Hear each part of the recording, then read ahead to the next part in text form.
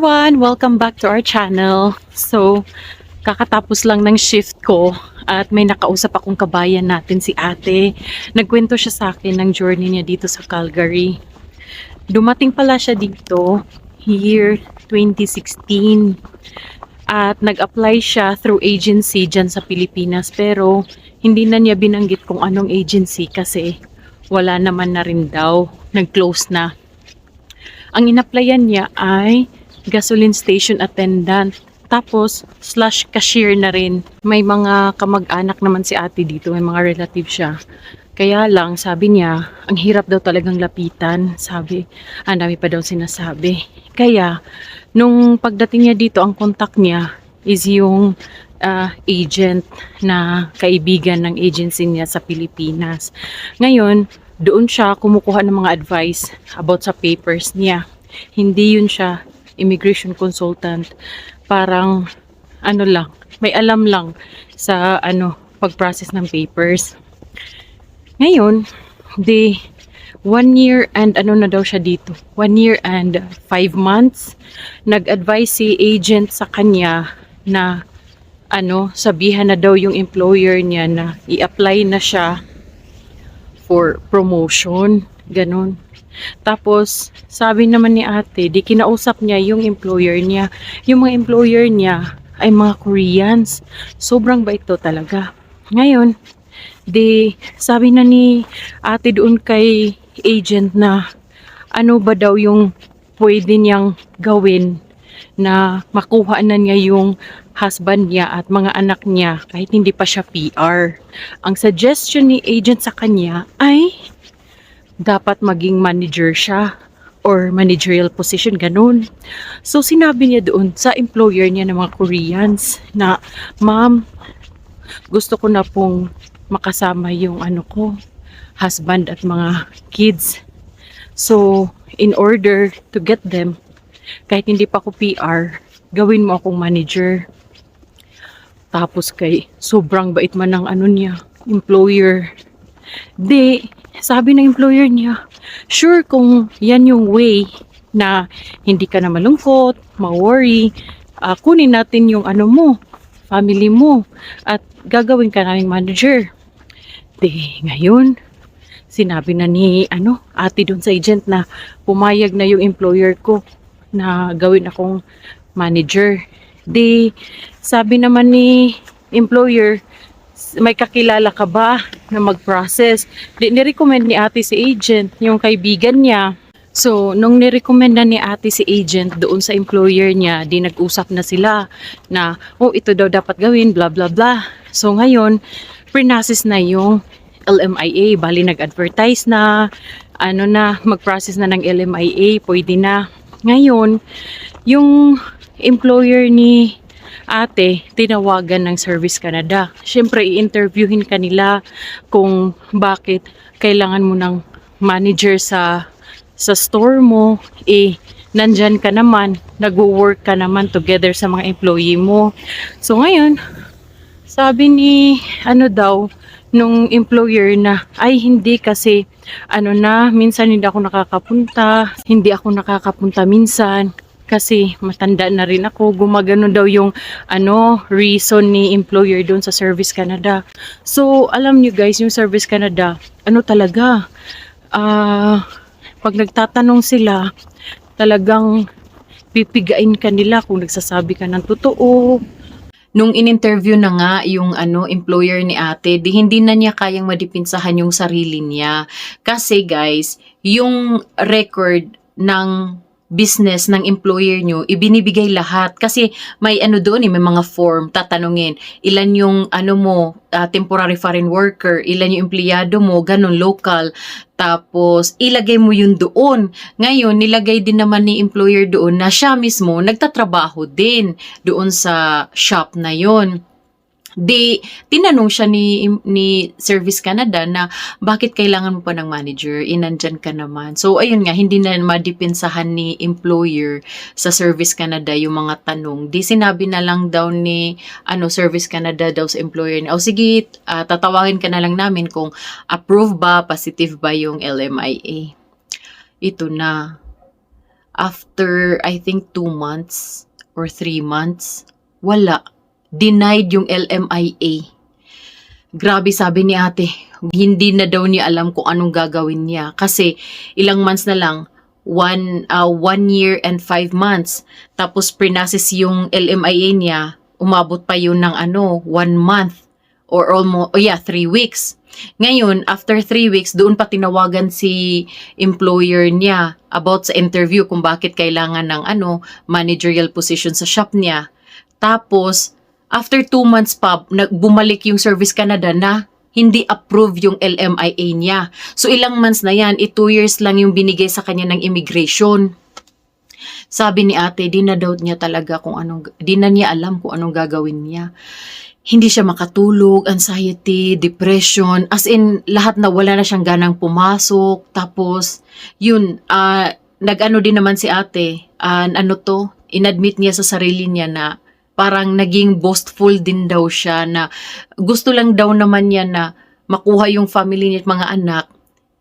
First, of course, gusto niya makasama. Second, gusto niya ipamukha daw doon sa mga relatives niya na kaya niyang kunin yung family niya, yung she can stand alone without their help. Ganun ba? So, ayun, iyak na lang daw si ate. After nun sinabihan siya ng employer, wag kang mag-alala, may pa tayo, pwede pa tayong mag-file ng LMIA pero i-supervisor ka na lang, ganun. Ngayon, yung si agent niya, hindi yun siya immigration consultant, bali yung agent niya may kakilala lang na immigration consultant. So, hindi talaga yung alam mo, yung konkreto na advice na ibinibigay sa'yo. Parang yung, kung ano lang yung nalalaman niya, yun lang din binabato niya doon kina ate at sa employer ni ate. So, yung employer ni ate din, wala din silang alam about sa papers, kaya nga naghanap sila ng may mag-assist sa kanila. It happened na yung ni ate, agent yung tumulong. So, sabi ni ate, parang lang daw niya na, sige, okay lang, may pag-asa pa, ganun. After nun, si ate, parang may trauma na siya doon sa agent. Ngayon, naghanap siya ng immigration consultant na license na talaga na immigration consultant ang nilapitan niya that time. Ilang buwan na lang kasi parang ayaw na daw ni ate na gumalaw kasi nga wala na siyang gana, as in, sobra daw talaga, stress na siya. Wala na siyang maisip. Pero yung employer niya, pinupush siya na maghanap tayo ng immigration consultant, yung license na talaga. Palapit na yung months na mag-expired na daw yung niya, work permit. Sinenda na daw siya ng immigration ba yung notice, sinabihan na siya na pag hindi ka maka-file o hindi ka maka-renew ng contract mo, ng work permit mo, ay mawawalan ka ng status. Tapos ang worst pa nito is ma-deport ka. Yung nabasa lang daw ni ate doon, yung deportation. Grabe daw, hindi daw niya masabi doon sa family niya na anong nangyayari sa kanya. Hindi daw niya ma-share, sabi ni ate. So, ngayon, nung nakahanap na sila ng immigration consultant, prinasis na naman yung papers niya. Nagbayad, nag-advertisement na naman. So, nag-process na naman ng LMIA. Pero this time, supervisor na. Kahit pa ma-expired yung work permit niya, pero na-submit na yung application for LMIA, naka-implied status na. Yun, nung in-interview na daw yung employer ni ate, nakasagot na ng maayos yung employer ni ate. To sinabi na ng Service Canada, sige, wait ka na lang sa result ng LMIA, blah blah blah.